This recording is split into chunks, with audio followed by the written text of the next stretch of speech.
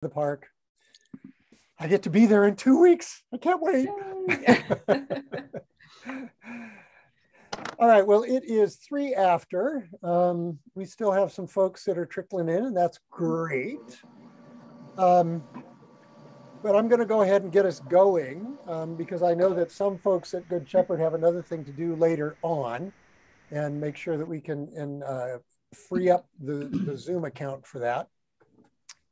But welcome. My name is Gary Brower. I am the pastor at Good Shepherd Episcopal Church in Centennial.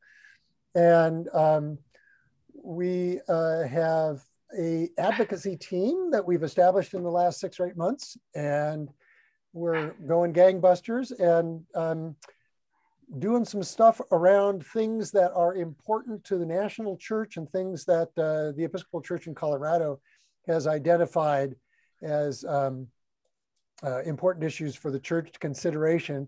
And one of those is creation care, both at the national and the more local point of view.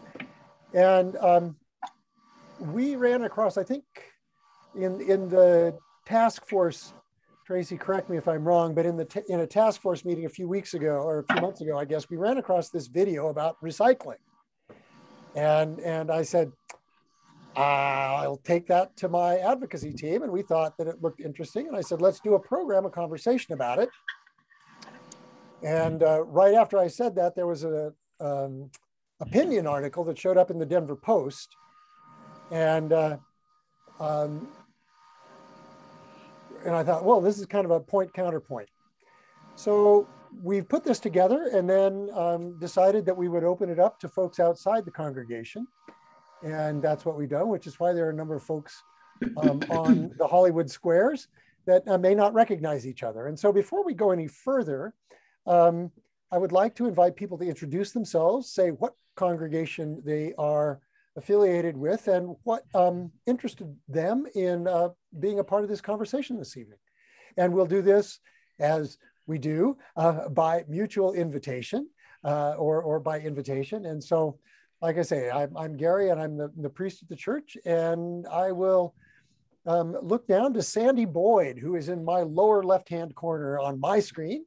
And Sandy, would you let us know? Okay. I'm Sandy Boyd. I'm theoretically retired and happily engaged as retired at Good Shepherd. Who do you invite, Sandy? Say again? Who do you invite to introduce themselves? Who do I invite to what? Introduce themselves. Oh, well, look, Marianne is next to me on my screen. I'm Marianne Panarelli. I am a member of Good Shepherd, and I'm on the advocacy team and have for a time been interested in the pluses and minuses of various recycling opportunities. I invite you to introduce yourself, Deb. Me, okay. I'm Deb Sampson. I'm a member at Good Shepherd, also on the advocacy team. And also until this year, I was an advocate, well, actually until last year, I was a volunteer advocate for healthcare issues at the Colorado legislature. See, I can't even remember what state I'm in, let alone time zone. So does that answer all the questions? So now you invite someone. Okay, now I'm going to invite Anna Johnson. I am Anna Johnson, and I'm from Grayson St. Stephen's. I work in the office there, and Susan and I have both been trying to get people to recycle and do things within the church for years now. And so when Susan told me about this, I thought it was a great opportunity. So I would invite Susan to introduce herself. Thanks, Anna. Susan Bassett. I am, as Anna said, with Grayson St. Stephen's. I am a big believer in recycling. I moved here from Boston, Massachusetts, where it's not an option. And in Cambridge, they're already doing curbside composting and all kinds of really creative things. And I am just shocked and dismayed by how little recycling happens here. And So I would like to find a way to educate people, help them understand how important it is, and move the needle on that a little bit. And I would invite Diane. Thank you, Susan. I'm Diane Draper. I am a member of Good Shepherd, and I'm also on the advocacy team. And we do have a recycling program where we live, but I like what you say, Susan, in terms of continuing to move the needle farther. And I invite Jim Ball. Hello, I'm Jim Ball. I'm a member of Good Shepherd.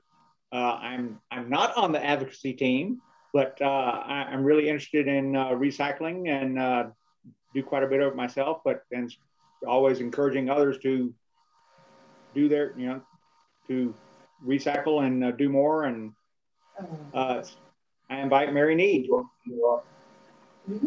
Hi, I'm Mary Need. I'm associated with Good Shepherd, retired priest, and I'm on the advocacy team. And I invite Kathy Atkinson. Is she there? Oh, no. She may not be there. Okay, I invite Tracy. Unmute. Thank you, Mary. I'm Tracy Methy, and I work in the Office of the Bishop.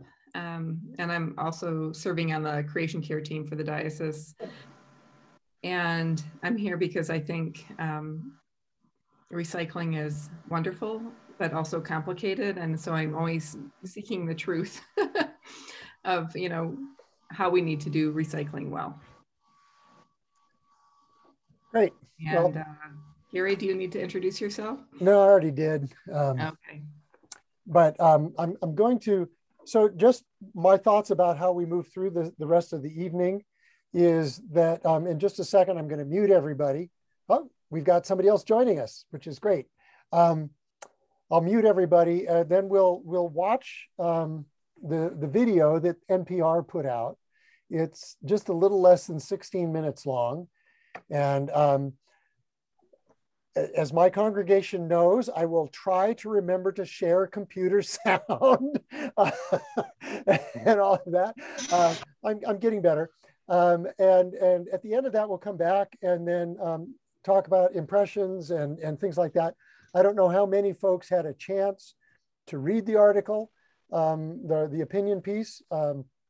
We'll maybe make a few comments about that and just engage in some general conversation. But before we do that, I would like to invite James, who just joined us, to unmute himself and say hello and where are you from and what brought you here this evening?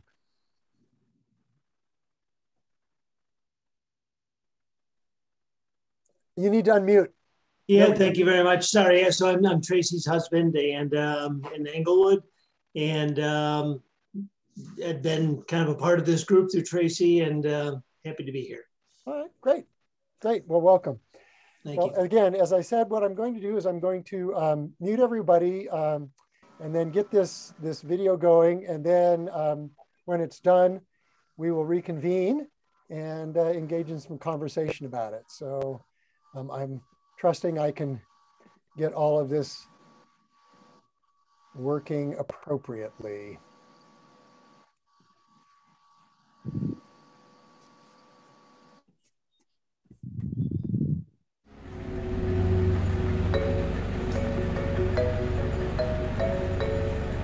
This is James Williams. This is James Williams' bale of plastic.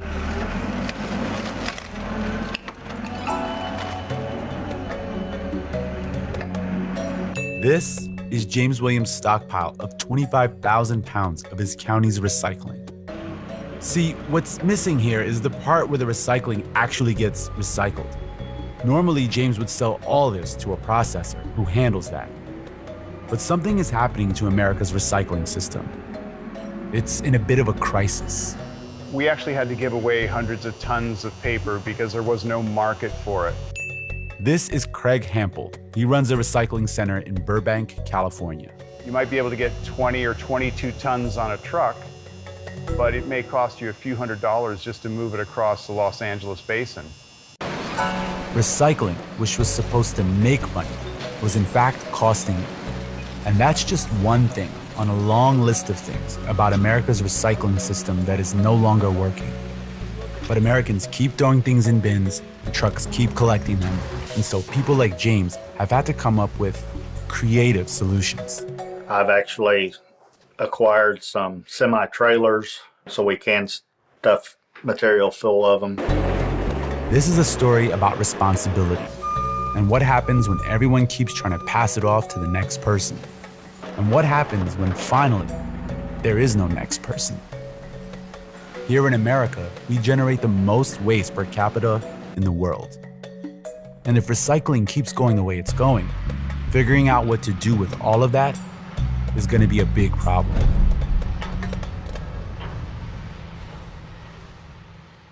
Wow, okay. What do I do? That's a very good question. I am a department of one. This is Monica Boehringer. She has unique insights as to how we got into this mess. Problem number one, a public that is very disconnected from the reality of recycling. Public Works, this is Monica. How can I help you? Is it out at the curb or is it on? Okay, it's at the curb. Hey Billy, it's Monica. How are you? The resident has been yard waste in the wrong containers. So let me transfer you over there, okay? Hold on a second. Certain items like about an hour and a half ago.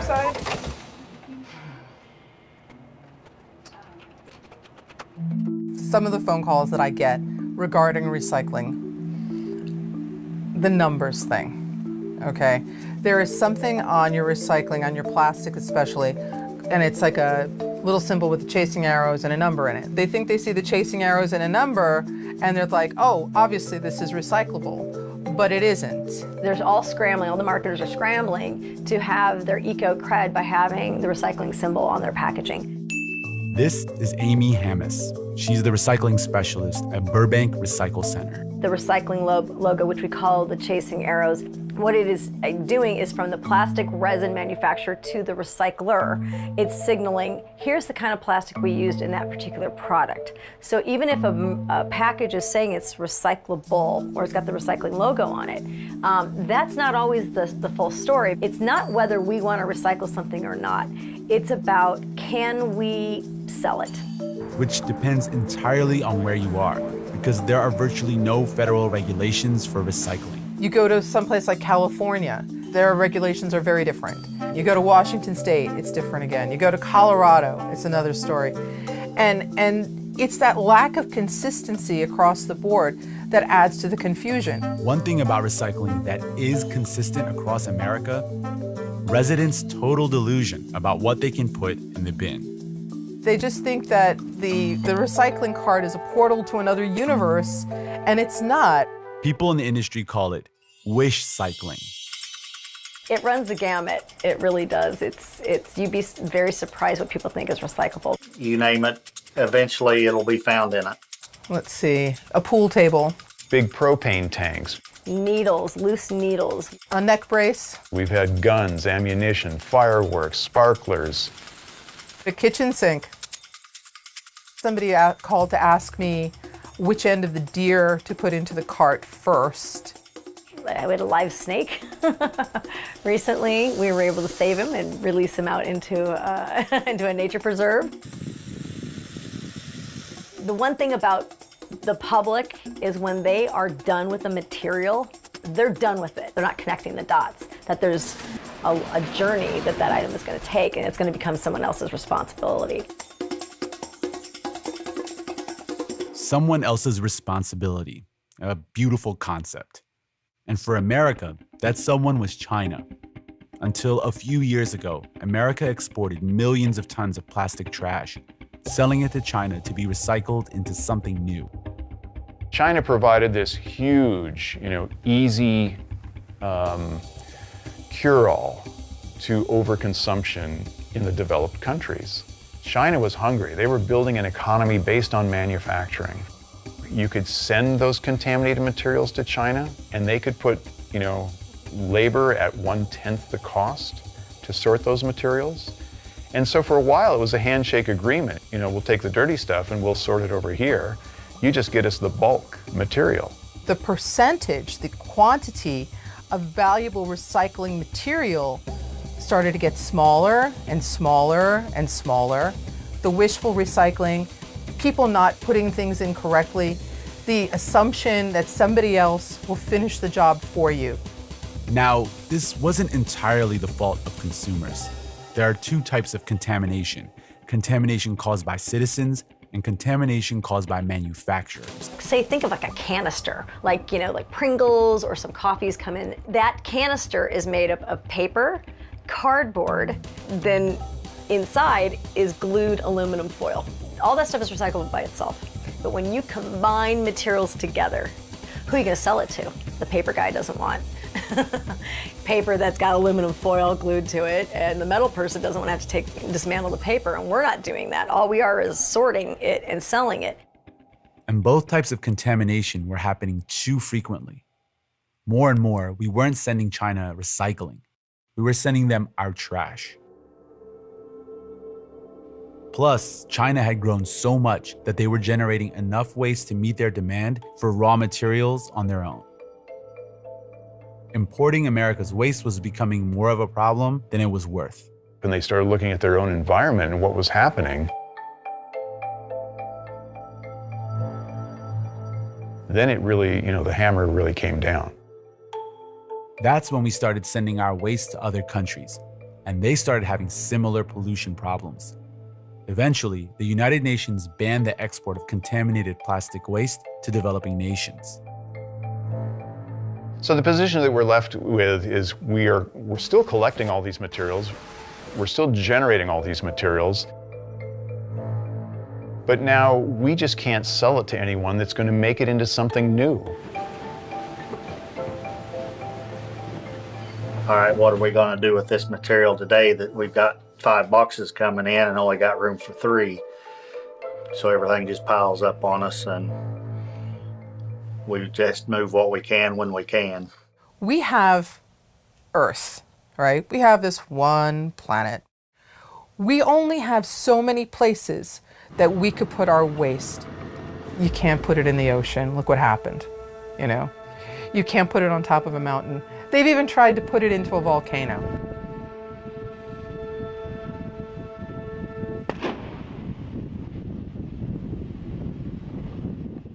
It's not working. We have to come up with a better plan.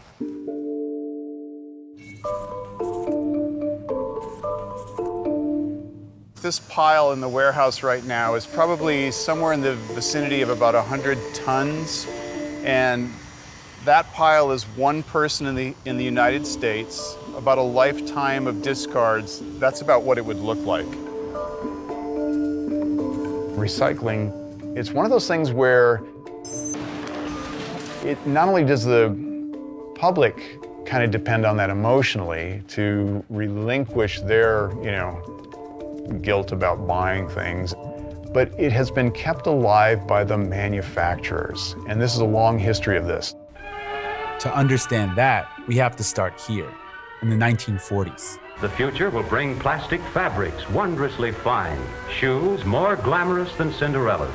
When manufacturers started using plastic for consumer goods, they treated it as a durable material, using it to make objects meant to last. There will be furniture combining strength with lightness.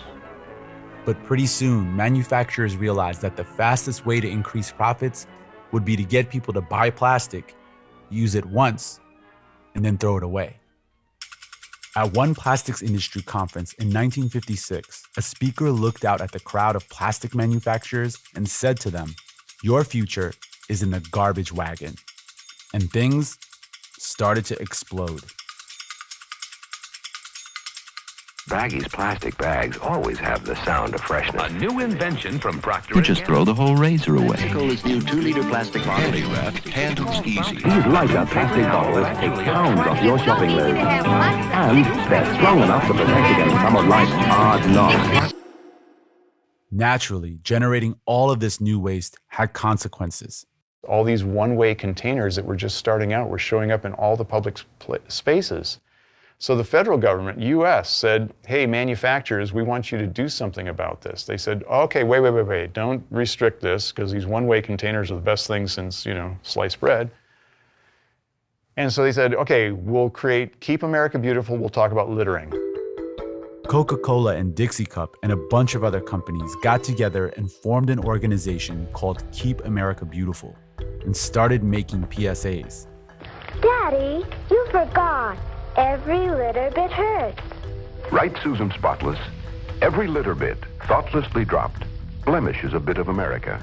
These got people to stop littering and shifted the responsibility of dealing with waste from manufacturers to the consumers. And for a while, that worked.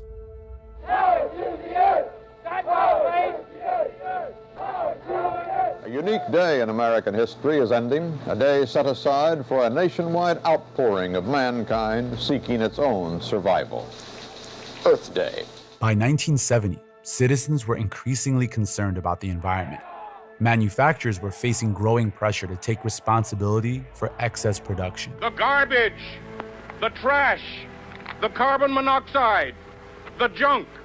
So on Earth Day, the next year, Keep America Beautiful released this. Some people have a deep, abiding respect for the natural beauty that was once this country. And some people don't. People start pollution. People can stop it. And they have never stopped talking about littering, and they've never started talking about the excess production. Keep America Beautiful Senior Director Randy Hartman says that it has expanded its efforts to promote recycling. It partners with local communities to do so. So this is a litter picker. People like these. These were a gift when I went to the Keep America Beautiful conference. Because I attended, I got 24 of these. In 2017, we became a Keep America Beautiful affiliate. And so that's about recycling awareness and litter collection. Recycling, when it works, is a valuable way to preserve resources. But we overbelieve in it. The marketing of it for decades has been, you're saving the earth. That's all you need to do, public. Keep consuming, you can do all this disposability, and all you have to do is simply put it in that blue bin. Your job as a citizen is done. So it led to more disposability, really. And because we had that get out of jail free card to ease our guilt.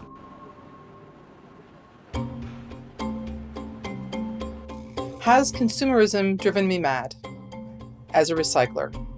The answer is no. What we would need to do is to work together with manufacturers to be more responsible in the development of products and maybe reducing some of the packaging. How do I square this with my life at home, for example? I've got an affinity for applesauce.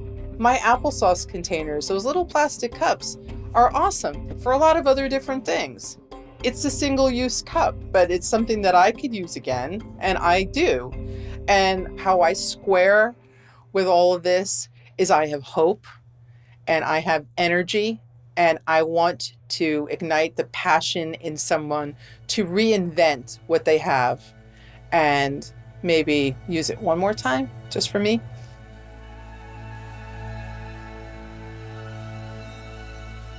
That's just eats at me all the time about recycling is we just keep trying to solve this on the back end, to try to solve the problems that are created upstream.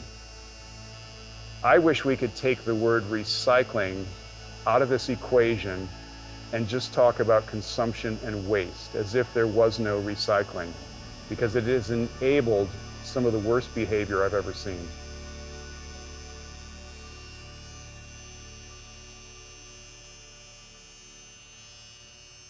You guys want to take a bale home? Souvenir, I'll sign it.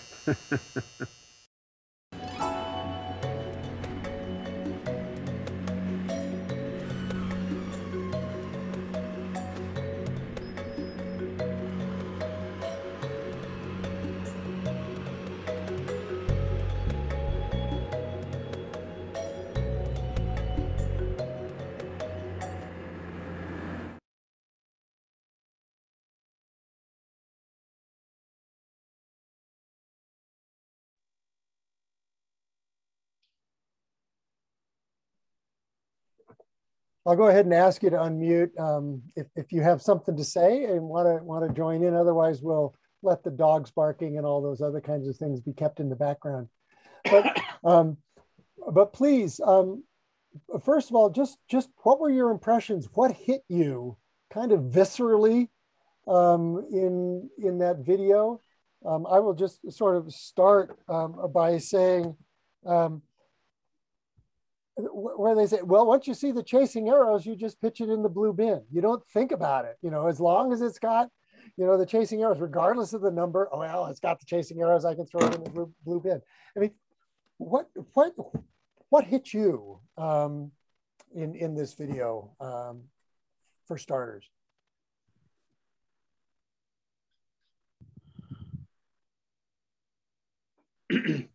Until the very end of it, it's, there was no, there wasn't the, all right, use then reuse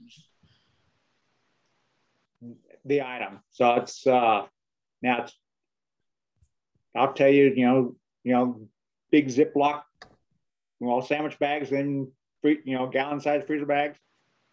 We keep reusing them all the time, but I still buy more when they finally give out.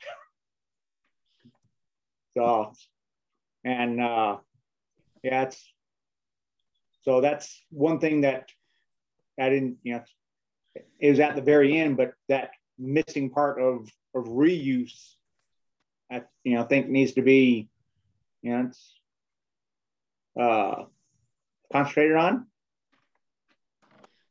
Okay. Someone else.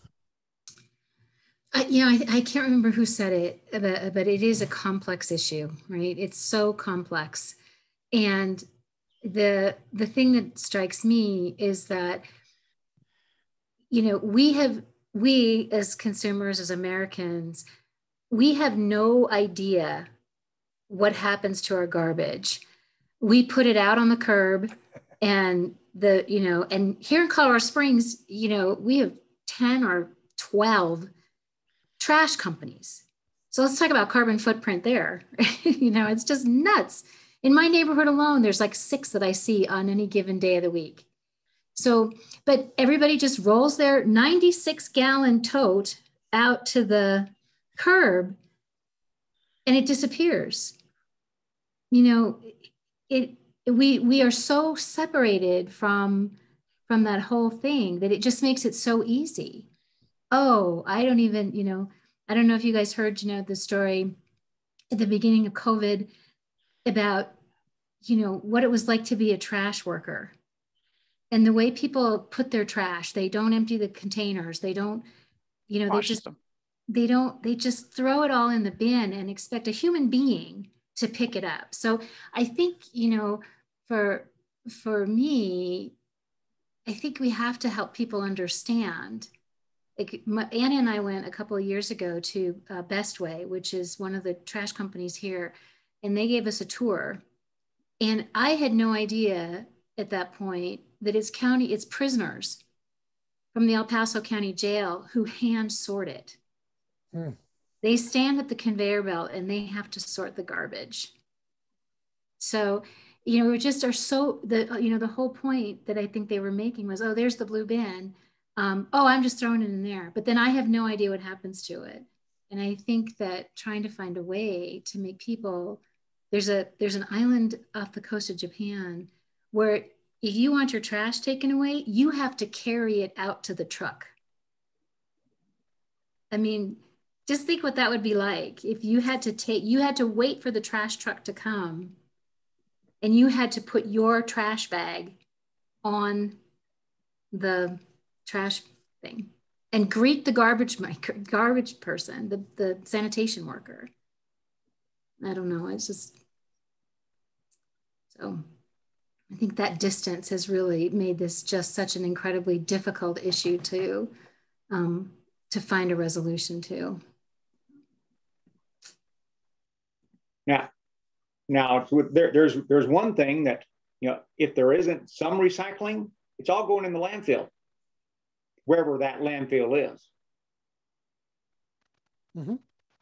So This is the last comment I'm going to make. I'm sorry. I'm very passionate about this topic because it isn't just about recycling. Here in Colorado Springs, we're growing. They're expecting us to have 250,000 more people here by 2029, I think. So we have trash as a problem. So where are they going to put the next transfer station? They're not putting it in the Air Academy district. They're not putting it in my Patty Jewett neighborhood. They're putting it down in Southeast, which is the poorest and most economically challenged and disenfranchised community in this entire city. And no one is speaking up for them. No one is saying, what are you people thinking? Why don't you try putting that in the Broadmoor and see what happens? So yeah. But I think all of these things are really interrelated. So I promise that's it, I'm done. Oh, no, that's okay, but thank you. Somebody else, what else? What else were your impressions, your gotchas? And I've seen this 3 times, and it wasn't until this 3rd time that was, oh yeah, those chasing arrows suck me in. It would be interesting to me to figure out what the hierarchy is of recycling possibilities. Like plastics clearly are maybe the most problematic. Is cardboard still getting recycled efficiently or effectively? Tin cans, glass. If we could educate ourselves and our parishioners and our neighborhood people about all of the different types of products, then you could concentrate maybe on how do you replace the plastic and avoid it if that's the one that's the worst, which it appears to be. Yeah, I guess it's a matter of. I think that single stream recycling has made everything worse, right? I mean, it's so convenient because it comes and you don't have to sort it all out in your own house. But in fact, for the people who are doing the recycling, to have just glass or to have just metal or to have just newspaper or even to have just plastic jugs, but not plastic bags and, all these other different things, probably makes a difference. Fairfax County, Virginia, which is where I came from, recently they had a bit of a firestorm about it, but for some reason, which still isn't clear to me, they told people that they could no longer recycle glass in single stream recycling, that they had to take glass to various pickup points around the county where just glass would be recycled or would be picked up. And people were like, what? I'm not going to do that. But apparently they've been getting, tons of glass that isn't mixed in with everything else.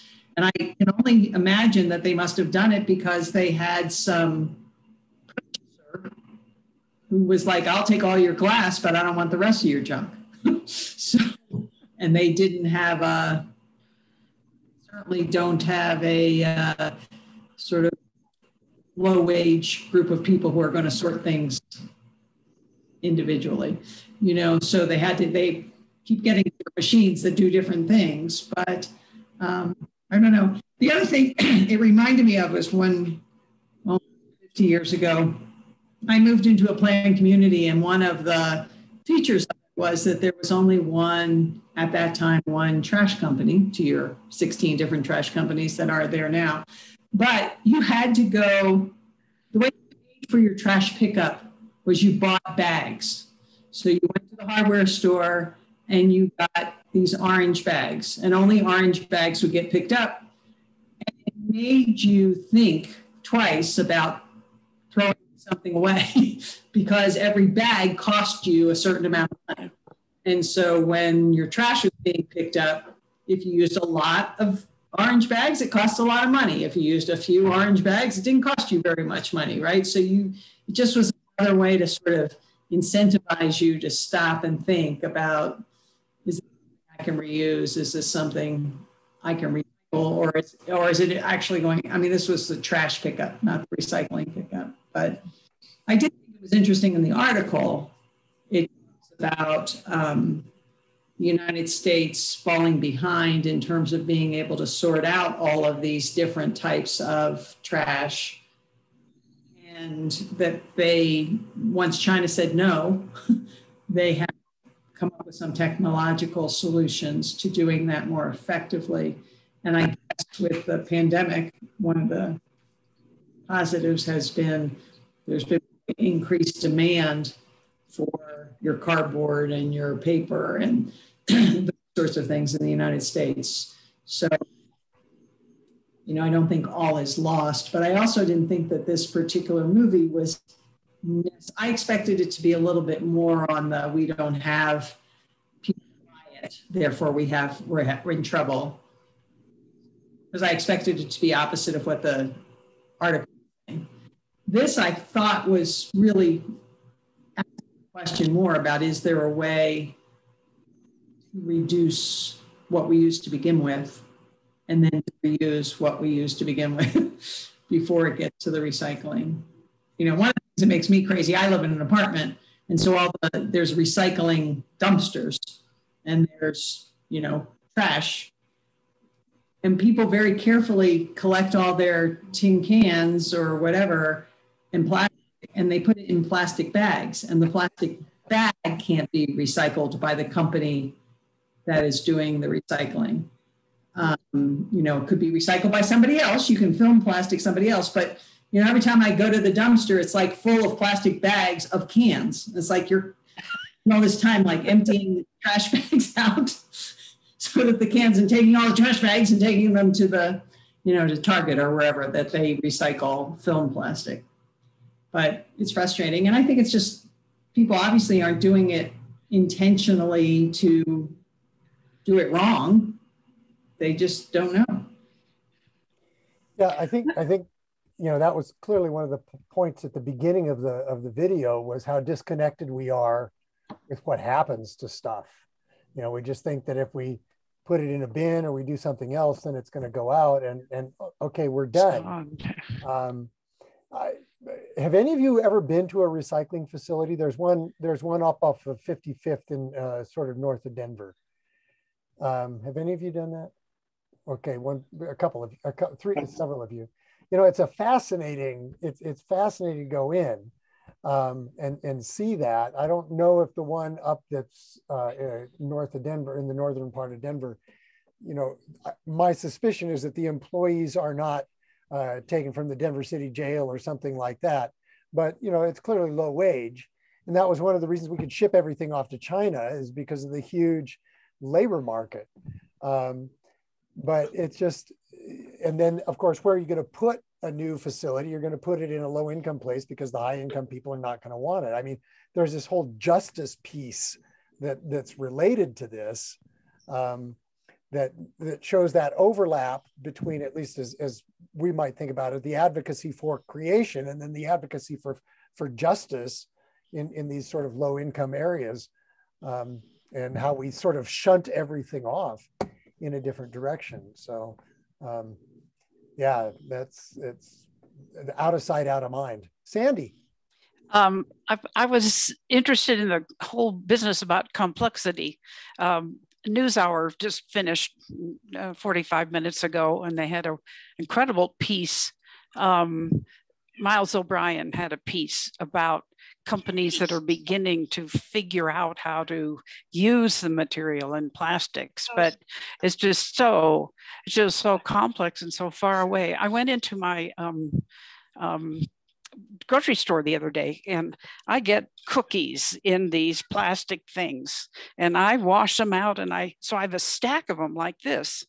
And so I said to the guy, you know, the boss guy, I said, is Trader Joe's working on not doing that anymore? He said, well, we recycle those if it's got the right number. And I happen to have one in my basket. And so he said, you got one? And I hauled it out. Well, it's got a 10 on it. Yay. End of conversation.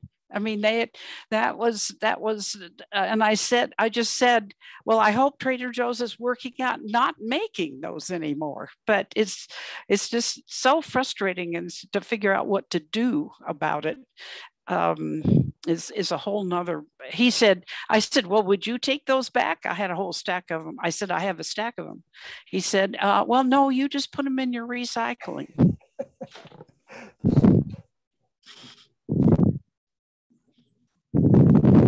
Way back when, and I'm going to shut up, but I want to say this, there was in the 70s, I can't remember, it was right after Earth Day. Some of us will remember that and some of us might not, but there was a book that came out. I don't remember don't remember at this point what it was called, but it advocated, okay, you go to the grocery store and you buy a tube of toothpaste, and the tube of toothpaste comes in a box, right? And they were advocating, take the tube of the toothpaste out of the box and leave the box at the checkout counter and say, I don't need the box, I just need the toothpaste. To say, we've got this thing about excess packaging, you know? So, you know, that's kind of what you're pointing out, Sandy, is that, you know, we've got these ways of getting stuff, but we've got all this packaging that goes on in addition to it. And, you know, so there's the consumption side and then there's the packaging side. So. It would seem to me that it would be helpful if you made the people who are producing these plastic containers also responsible for recycling them. It just seems to me that there ought to be a way that they, you know, could be accountable for what they're producing, and that we could help them do it. Another factoid for you that may just be interesting, that they make new bottles for Coors beer out somewhere near Brush or whatever. But the bottles, the glass that they use to make the bottles is recycled from New York and comes in by train. And we are not able, apparently, to be cost effective in either sorting it or transporting it to get it to this glass place where you could make bottles. We locally can't do that. Thought you'd like to know. But they can do it from New York. Yeah, because apparently whatever they do, they sort the glass properly and just put it on the train. I would like to add, I think glass, I think we always think that glass is the ultimate recyclable material. And so we feel good when we toss it in the bin thinking it's going to be recycled, right? But I know in Colorado, there's been a limitation in terms of the amount that could be recycled. And so recently they, it's my understanding, they built a new facility to recycle more glass, but prior to that, only about 30% of the glass that you were throwing in your bins was actually being recycled, and the rest went to the landfill, right? But this is information like we don't have, it feels like when we buy something, we need to take a hard look at it and say, what's going to happen to this? Like, I'm not just buying the product that it's in that I'm going to use, but in the end, there's going to be a product that has to be gotten rid of. And how do I do that? What's going to become of it? And if we can be critical in asking those questions and understanding, you know, the answers, that maybe we'd get a little farther along and maybe stop buying things like Pringles that we think the tin is recyclable and it's not. You know, it's like the slogan used to be reduce, reuse, recycle. And so I think if we were to get back to reduce the materials by reusing or whatever, and then reduce, reuse in any way we can, and then recycle. And we've touched on all of that. But we don't do a good job, I think, of educating people. I was talking to the manager at Sage, which doesn't exist anymore. At least the one I went to isn't there anymore. But they had a bin for compostables and a bin for recyclables and a bin for other waste. And talking to the manager, and he goes, I don't know why we don't have just one bin, because nobody knows what's recyclable, what's compostable, what's, you know. So he says, we ought to just throw it in one bin, because that's where it winds up. They contaminate the paper with the food products, and then it can't be recycled. The one positive that I have seen both at national parks, and I was at the Denver Museum of Science and Nature this week, everything they sell in terms of food, they have actual, it's not even pictures. It's like, if it's a plastic bin, they have the plastic bin up on the wall over the cans for, this is to be recycled, this is to be composted, this is to be thrown away. And like, it's an activity that you bring the kids up. You say, oh, look, these, what look like plastic forks, are really made out of cornstarch, and we put it into the compost. And this one goes in here and this one goes in there. So it's part of the experience of eating your lunch at the Science Museum. But when I did national parks a couple of years ago, they're doing like every type of packaging that is food related at the national parks has to be either recycled or composted. And so they, again, have these signs up saying, you know, here it is, this is what we're using. And what they did was they contracted with the manufacturers of those things and said, we won't buy your things unless they have this criteria. So the government could say, basically, this is the contract.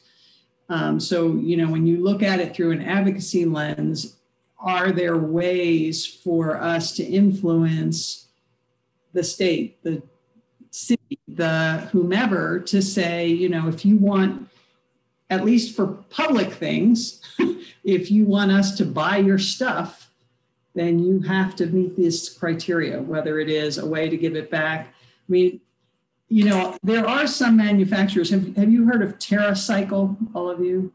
So there are some manufacturers, Bausch & Lomb being one of them, that put in Costco of all places at the optometrists TerraCycle boxes so that you can return your little, like I wear daily wear contact lenses that come in little plastic things that have metal on them, right? They're impossible to recycle in a normal sense, but Bausch & Lomb will take them back and be responsible for the recycling of them because they want you to buy their product.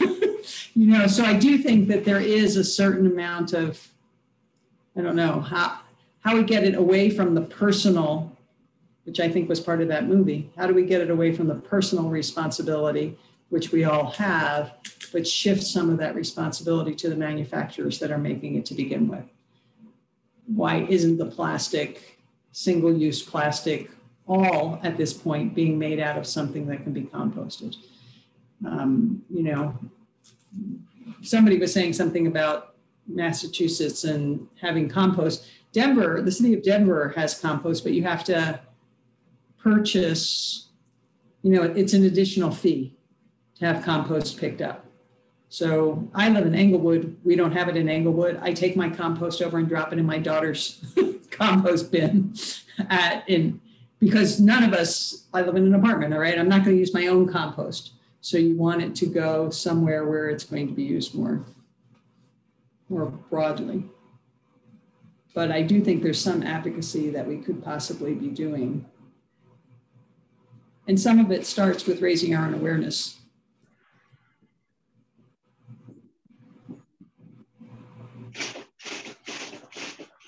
Deb, if you're talking, you're muted. Yeah, I just realized I was muted. Raising awareness, I think, is a really key thing. My husband, we ordered a pizza last week, and I caught my husband putting the pizza box in the recycling bin. And I said, no, once it's got the grease from the pizza in the cardboard, it can't be recycled. And people don't realize those kinds of things. You know, we've probably all seen the person, usually a mom, who throws the used diaper in the recycle basket, you know? It's paper, isn't it?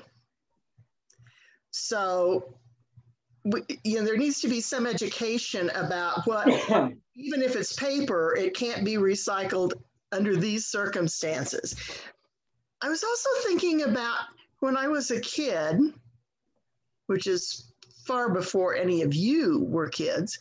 Well, maybe not you, Sandy.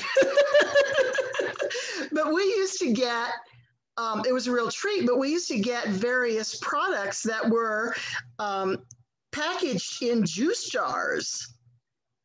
I just sent some of those juice jars to Goodwill that I'm sure were 60 years old. And now those same products come in plastic tubes.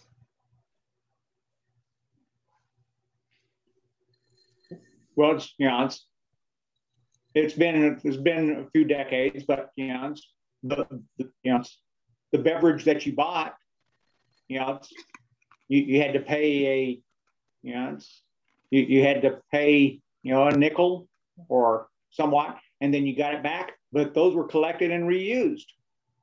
Mm-hmm. So it's labor intensive, but again, it's a reuse, and it's cheaper than manufacturing new glass.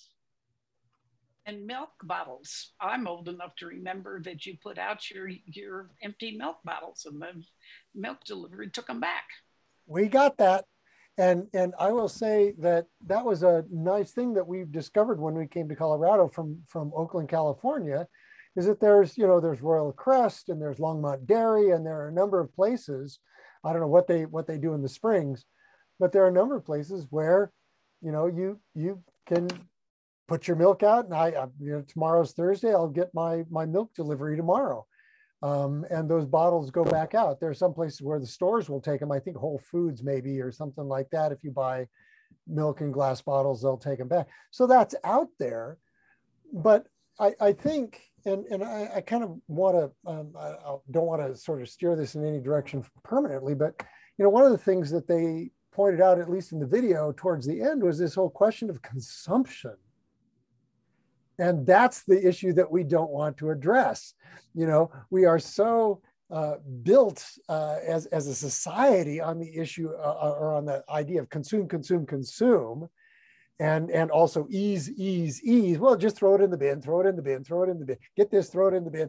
And we get what we want, and we can feel good about getting rid of it. We aren't addressing the issue of consumption. And I don't know how many of you had a chance to read that opinion piece, but when I read it again, I thought, I looked this guy up, Adam Minter. I looked him up on to find out, what's he all about and all these kinds of things. And basically he's okay, but the article really focused on sort of the industrial commercial side of the equation. It didn't really address some of the things that the video really did, which is what's our responsibility about this? Oh yeah, it's still, the industry is booming and this is great. We've figured out how to do that, but it doesn't address the fact that we just overconsume. And that we're so accustomed to buying things in bulk at Costco that use, multiple plastic bins that then we got to figure out what to do. I'm as guilty of this as anyone else, but we haven't really addressed that issue of consumption and where we're being led down a particular path by that mindset. So anyway, Diane, what are you thinking? Are you just, oh, something else, okay. Sorry. No, did you want to talk, Diane? Just, I want to agree with, I think, with what Deb and Tracy, you have said. We learned about recycling a long time ago, and so there's just so much new for us to know about.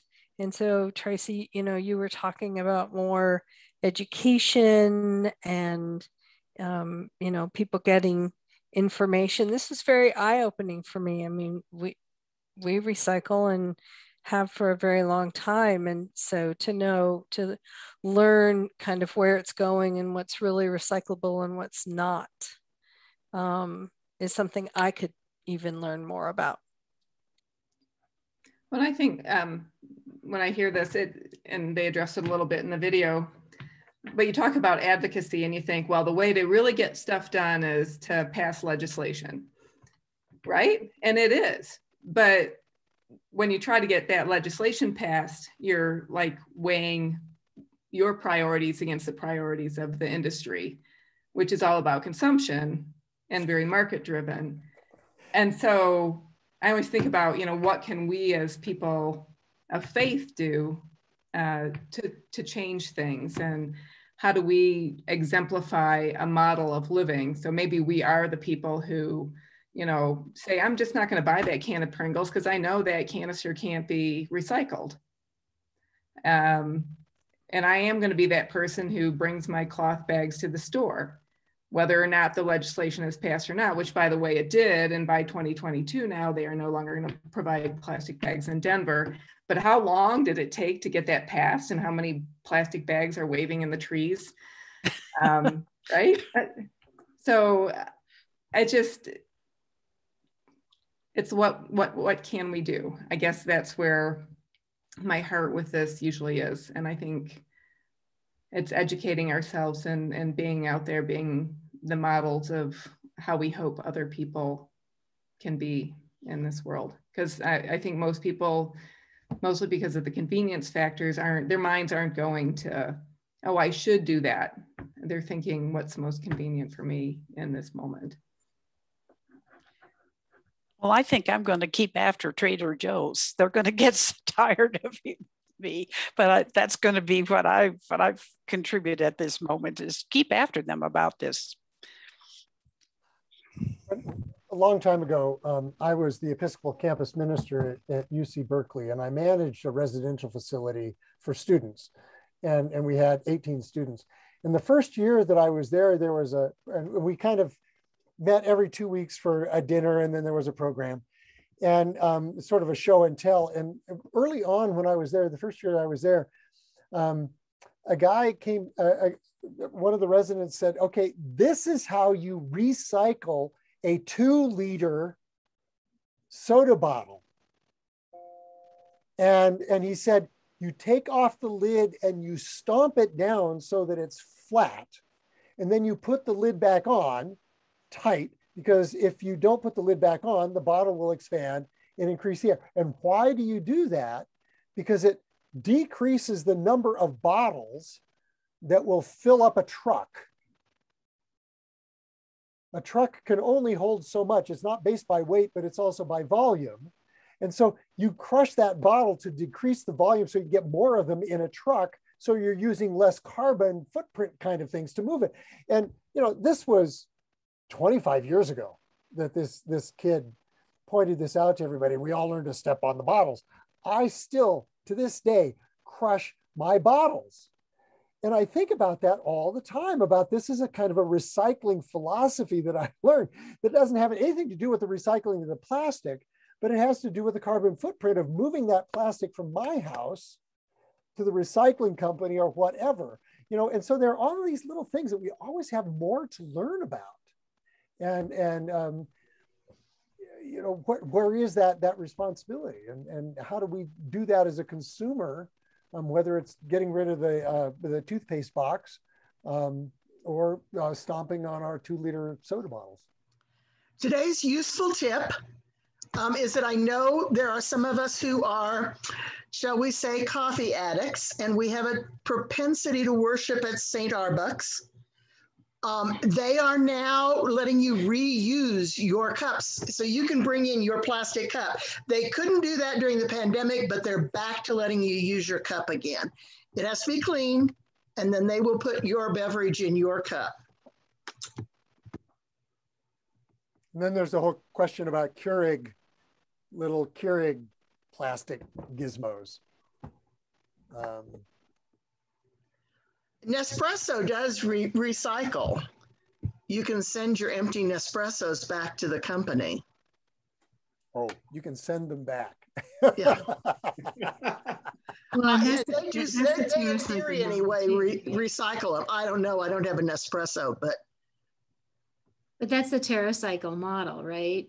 Is if you are privileged enough to be able to afford to buy the box, $50, you can fill it with anything you want that isn't recyclable. So your toothbrushes, your photographs, you can fill it, but it costs $50 for a box that's about one foot, maybe 18 inches high and about 10 inches around.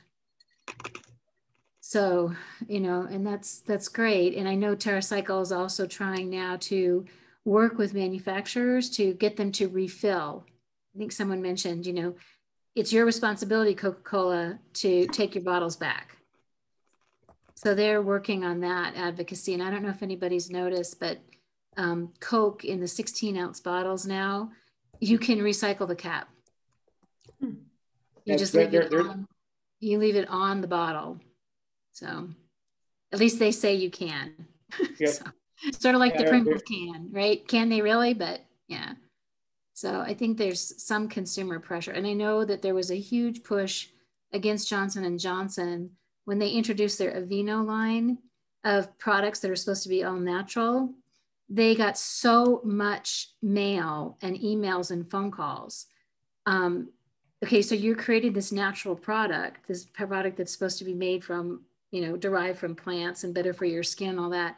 But when I open that box, there's like 4 containers nested in order for me to get to this little tiny jar. So they've modified, but that was a consumer push. Little tiny baby steps, I guess. Some of the things we're talking about, we used to be regular. I mean, I remember as a child touring the Coca-Cola bottling plant, and there was an entire step in the bottling plant where they scrubbed the old bottles to fill them again with the Coke product. So this isn't a new idea. It's just something that wasn't convenient for us and not convenient for the manufacturer either. So it went by the wayside. But we can encourage those companies to consider the long range impact. So Deb, thanks for, I'll send you the $5 later, but thanks for kind of a segue to say, what is it? Well, two questions. What comes out of our Christian, our Episcopalian, our Anglican ethos that says that this is important for us? How does this really, advocacy, that's what we've got here. We're talking about it, but where does that stem from? It could be advocacy for a lot of different reasons, not necessarily coming out of a faith perspective, but where does that come from? And then what is it that we can do? And we are members of a number of different congregations that are represented on this conversation. What is it that we can do in our particular places to say, this is important? What do you need to know? We think it's important for these reasons as Christians, as Episcopalians, but then what is it that you need to know so that, or how do we take this into a hopeful place rather than leaving it in the hands of the manufacturers and the folks who are making a buck off of this? Well, I think it ties to it's part of our pledge or of shepherding God's creation. So we're we're trying to protect it, to protect the environment. So that's that's in various places in the prayer book I can think of. So it's maybe not those terms. As I understand it, there is before the convention anyway of an approval of an extra line in the baptismal covenant that talks about protecting the earth as one of our duties. So if that ever gets where it should be, then we have a direct quote to work with. it seems to me also that there ought to be a way through legislation to demand of companies or tax companies for, you know, what they do on their end to promote overconsumption, or to be responsible for their carbon footprint as it rolls out of their conveyor belts to us. There ought to be a way to get back to that source as well if we advocate for it. And I think particularly in Colorado, but everywhere, the use of water in, you know, what's the difference between if you're able to reuse something, to recycle it, as opposed to making it new, but also just the responsibility of how much water you're using to create all of these one-time throwaway things, you know, or even to rinse them out. Yeah.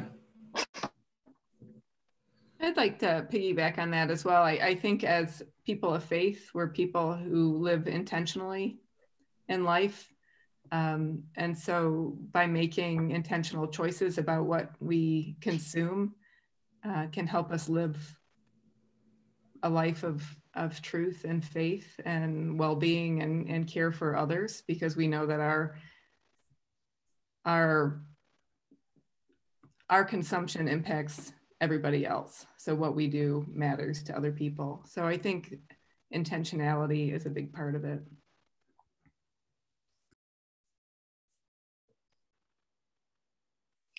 Do you think there's much hope in getting the average Episcopalian to consume less?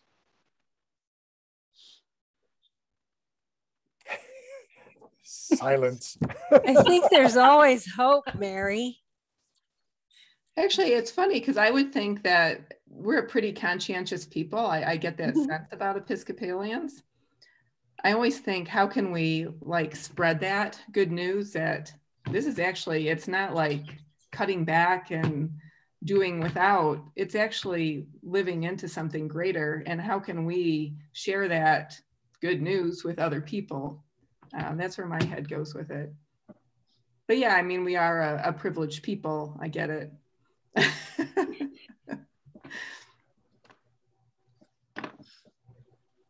I think the repeated message finally gets through to people. So if we're constantly putting things in our newsletters and bulletins and so forth, hints on how to be better stewards of creation, how to use less energy, how to properly recycle, promoting composting instead of having the big. I remember my horror at seeing every Sunday after social hour there was these big bunches of coffee grounds in the trash from the urns, you know, coffee urns. It could. Yeah. We got some. You know, we could promote composting, gatherings, even. Good Shepherd, during COVID, you know, like a lot of churches, we focused our areas in things that weren't going to, that we could do because we weren't doing other stuff. And one of the things that we renegotiated a lot of our waste management contracts. So now we have recycling that we didn't have before. And, you know, so for us, this, I was just thinking about this a minute ago, is that it provides us an opportunity to do some recycling education because we've got bins in the church that we've never had before. You know, so, you know, all of these opportunities for education are out there. How do we sort of piggyback on what's already there and say, oh, by the way, this works at home too. Don't throw this into the blue bin in the parish hall because we can't do that. And don't do it at home either because they can't do that either. I do see hope, and I'm an inveterate educator. That's what I've done for most of my life. And so I believe that education is really where hope lies. But it's a hard battle to fight against consumerism and all of these other things, where hope is found in, whoever has the most toys when they die wins, and that's that's the Christian message that's fighting against the message from the dark side, right? And how do we do that? I must say that if you're talking about education, then you need to get the 5-year-olds on board, because they are, well, my little neighbor next door saw me removing groceries from the back of my car using plastic film bags. And he said, "Why are you using those?" I said, but I do take them into the plastic film recycling, but I felt a little ashamed, and maybe that's the way to do it. Well, the other side, just I'm not trying to assuage your guilt or any of that, but for the last year, the stores would not let you use reusable bags, and yeah. So some of us are trying to transition back into all of those, those bags that we had from Good Shepherd or, some trade show that we went to. But it's relearning what we've had to unlearn for the last year. Yeah. I had at Trader Joe's where they wouldn't let you bring your bags in anymore, your home bags. I had them just put them in the basket, and I took them out to the car and I put them in my bags in my car. Then they finally let me bring my bags in the store. But it's just, I guess I was a child during World War II. So, I mean, we were just terribly careful about what we did and what we recycled and what we had. So I keep doing that. My daughters say, "Oh, Mom, get over it." But that's, but I got it there, and I've been doing it ever since. And Marianne was talking, I remember years ago, I used to take the recycling to the recycling place out in the country, and you'd walk up a set of stairs, and there was a balcony, and there would be glass here and tin here, and you'd just chuck it in, and it was really therapeutic to go throw those, So anyway, never mind. And in World War II, you could tell yourself, well, this will make a battleship, or I recycled this, it'll become. Just a plug for composting. I know the composting companies are always looking for drop-off sites. And so our congregations can be an excellent place for. Well, there's a thought. Yeah. For our parishioners, but also people from the surrounding communities. And they usually pick up, twice a week. It's a good deal. And then our compost company, I know, we pay $9 a month to contribute compost to a bin that we have to take it to. But then once a year, we get compost back based on the number of weeks we've been in the program. And so we ended up with like 5 paint buckets basically full of compost for our garden and flower beds and things like that. So it comes back to you. And I want to ask, what did you do with the paint bucket? Recycled it. No, they just took it. They just dumped it on a tarp that we put on our driveway. So we do have a recycle or a compost bin that we use, and then we take it and we dump it into the big bin once or twice a week. One of the things that they did at DU, and this might work in individual congregations, if you've got some people who are interested in it, is they every so often, and they may have transitioned it to every game, they had zero waste hockey games. And so they would have students who were involved in the sustainability program standing next to each recycling place. And so as people were walking out after the game, they would say, no, you put that here, you put that here, you put that here, to make sure that things went into the right places. And, that would be an interesting exercise to get some folks engaged in after a coffee hour or something like that at a church, where you say, no, this one goes here. There's a lot of education because you have to educate the kids or whoever's doing the this.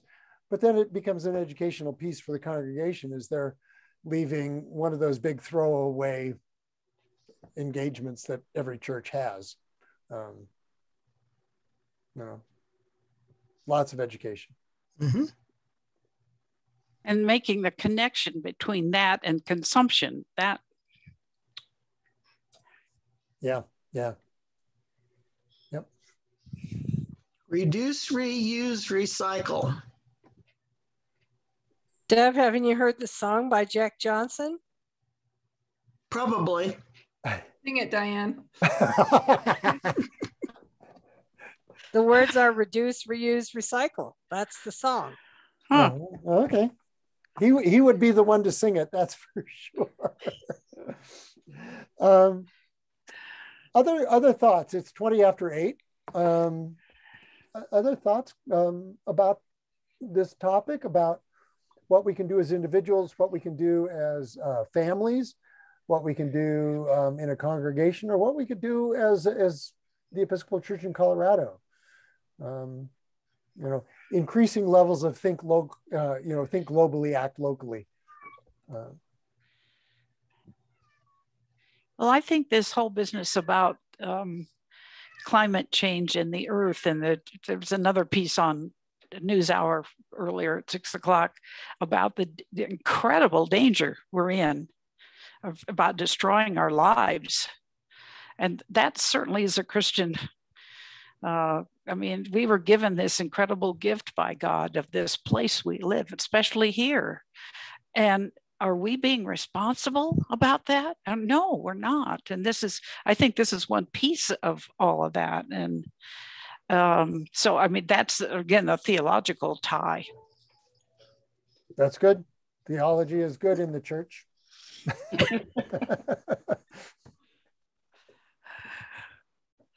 Any other thoughts? Well, you ever do the Good Shepherd bag again? We could put educational, an education piece in the bag that we hand out to people saying, here's some ways to use this bag. Yeah. Catherine, you wanted to say something.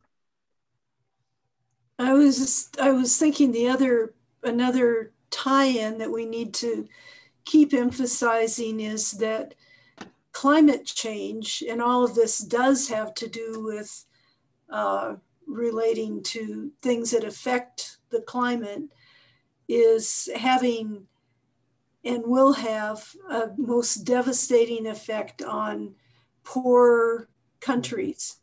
And it's so irresponsible of us to not care about that. We've got to think of what we're doing that is going to make a difference for people growing crops in Africa. Yeah, the issue of eco-justice is pretty significant as well.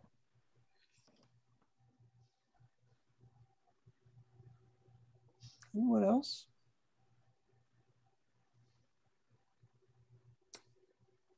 Well, Diane, I was just thinking about Tim's favorite company in Rojas, Norway. The church sells the recycled glass made into sculptures. I'm thinking about that as a way of educating people about turning something ugly like broken glass off the street into something beautiful. Yeah, they make angels. Interesting. There's an organization that doesn't really have anything to do with recycling, but it's that kind of idea. There's an organization that I think in Denver still, that would take guns and destroy them and turn them into useful implements. Yeah. Sort of turning guns into plowshares. Swords into plowshares kinds of things. So, how just going on from this conversation is how do we take this conversation and turn it into hope for the people with whom we deal on a day-to-day basis, whether it's family or parishioners or people we work with out in our everyday lives? How do we encourage folks to recognize the impact that they have on the environment by the choices that they make, and say, you know, can you make a different, is there a way that you can choose differently? Or, you know, just to engage in conversations. So I'm so grateful for everyone who joined us this evening. Thank you, Tracy, for pushing this out beyond the congregation. You know, the question I think, Mary, you raised about this issue of getting something before convention about that statement in the in the baptismal covenant. We actually brought that up in the last task, the Creation Care Task Force, is to sort of tell our diocesan contingent that goes to General Convention to push on this. So, you know, this is where we can do things from kind of the parish level and make a national push on this. And then we can carry this out into our communities, non-church communities and things like that. So again, thank you so much for being a part of this evening. And I do need to stop because, again, Good Shepherd will have something else going on, which is Compline. And if somebody has the Zoom link and wants to plug that into the chat, I don't have it with me right now, then folks can stay around and hang out for online Compline, which Good Shepherd does every Wednesday night at 8:45. So in the meantime, I will perform my role as priest and say, the Lord be with you. And also with you. This prayer comes from a youth convention from Southern Africa. And it is a prayer for reduce, reuse, recycle. Let us pray. Living God, where there is waste, let us bring recycling. Where there is recycling, let us bring reuse. Where there is reuse, let us bring sustainability. Where there is sustainability, let us bring justice. Where there is justice, let us bring love. Amen. Amen. Good night, everybody. Thank you so much. I just put the link in the chat. Oh, great. Thank you, Deb. And hope you can make it to Compline. Thank you, Good Shepherd. Again. Good night. Sure.